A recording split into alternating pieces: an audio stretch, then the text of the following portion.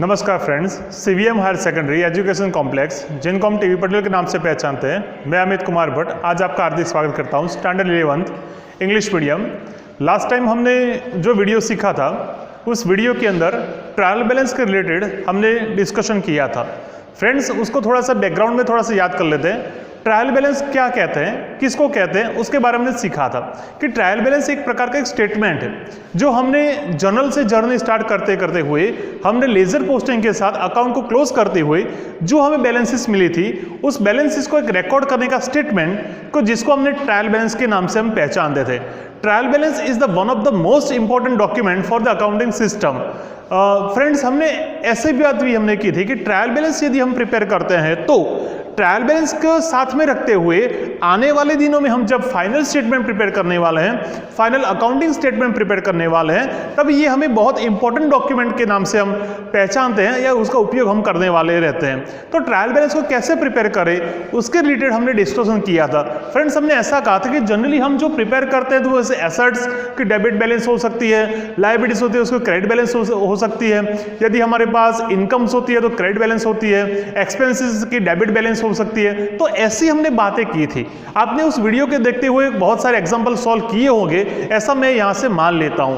Friends, उस time हमने ऐसा कहा था कि जो बैलेंस मेथड जो होती है, हमें बैलेंसेस के साथ हमें उसको स्टेटमेंट रिकॉर्ड करना रहता है, तो हमने दो मेथड उस टाइम पर लिखी थी। आज भी रिपीट कर रहा हूं कि बैलेंस मेथड को सॉल्व करने के लिए स्टेटमेंट वाइज हमने लास्ट वीडियो में सीखा था, जिसका फॉर्मेट ऐसा था कि particulars that means balances of accounts, LF, debit amount और क्रेडिट अमाउंट, उस टाइप का फॉर्मेट के हिसाब से हमने स्टेटमेंट वाइज लास्ट टाइम हमने सीखा था।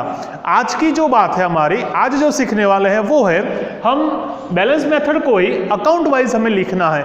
बात वही की वही, लिखने की बात सिर्फ अलग रहती है, रूल्स रेगुलेशंस वही थिंकिंग, वही बात को हमें रिपीट करना है। लेकिन बैलेंस मेथड के अंदर अकाउंट वाइज कैसे लिखना है, स्टेटमेंट वाइज कैसे लिखना है, दोनों में सिर्फ फॉर्मेट का ही एक डिफरेंस हमारे सामने को देखने को मिलता है। तो लास्ट वीडियो में देख लेना, वहां पर स्टेटमेंट वाइज था। अभी जो सीखने वाले हैं वो अकाउंट वाइज कैसे प्रिपेयर करना है। अकाउंट वाइज प्रिपेयर करने के लिए मैंने उसका स्पेसिमेन आपके सामने बोर्ड पर ड्रॉ करके रखा है, एक बार आप देख सकते हो। Trial balance of Praveen Patel as on 31st March 2016. This is the title for the example. Now this is the specimen of account wise trial balance. This is a debit balances, this is a credit balances. Amount ये आपको पता होना चाहिए। This is account wise, हमने account prepare करना सीखा था, particular amount. अब this is the debit balance, this is credit balance.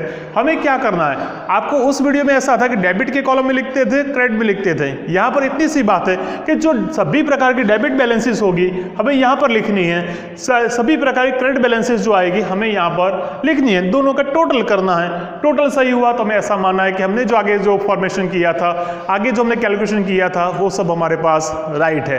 Now अभी हम जो सीखने वाले हैं, हमारे एक्सरसाइज में दिया गया एग्जांपल जो है जिसका नंबर है 4 नंबर और पेज नंबर दिया गया 260, उस एग्जांपल को सॉल्व करके अकाउंट वाइज कैसे प्रिपेयर करना है वो हम सीखने वाले। तो फ्रेंड्स, आपके पास टेक्स्ट बुक है, आप ओपन कर सकते हो पेज नंबर 260, एक्सरसाइज में एग्जांपल नंबर 4। सो इस एग्जांपल को कैसे प्रिपेयर करते हैं देख लेते हैं। From the given information prepare trial balance of Praveen Patel as on March 16। चूंकि हमने टाइटल लिख दिया, डेबिट साइड क्रेडिट साइड वो आपको पता है, फिर से वो हमारी जर्नी स्टार्ट करते हैं। Opening stock, this is the assets for the firm, this is the debit balance. Opening stock हमें लिखना है डेबिट साइड पर, अमाउंट होगी हमारी 7440, राइट। नेक्स्ट वन वेजीज हमारे लिए एक्सपेंसेस है और एक्सपेंसेस हमारे साथ डेबिट होते हैं, तो लिखेंगे हम वेजीज, तो वेजीज हमें लिखना है 4000। नेक्स्ट वन सेल्स में क्या किया, गुड सेल किया, that mean goods goes out, that means credit balance हमें लिखना है sales.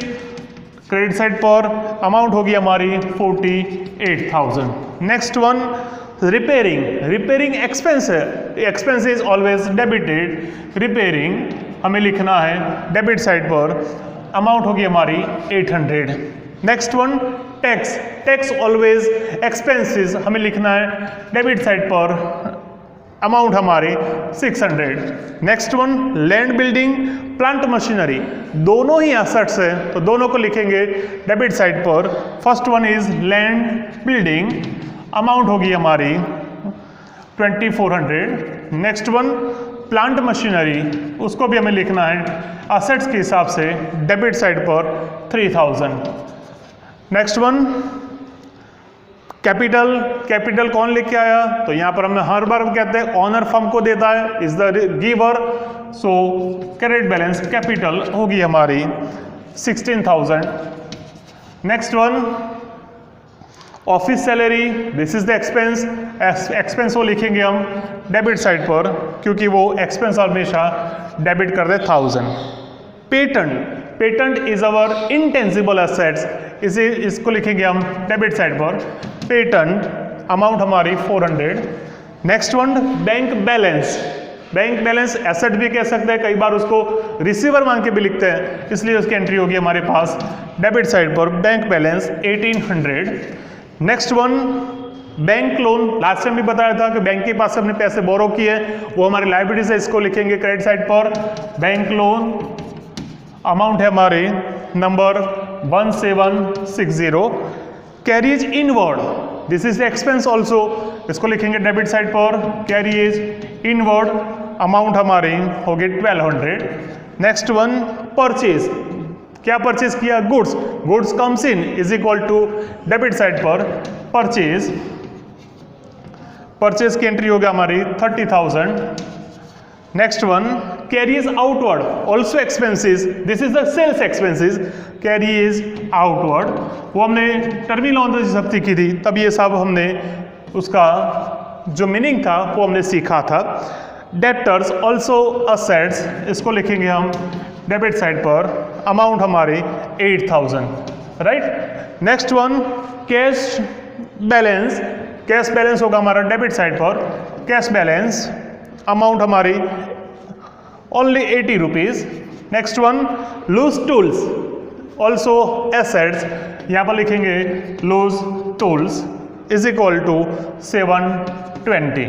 Now creditors, creditors is the liabilities for the firm, creditors balance हमारी credit 3200।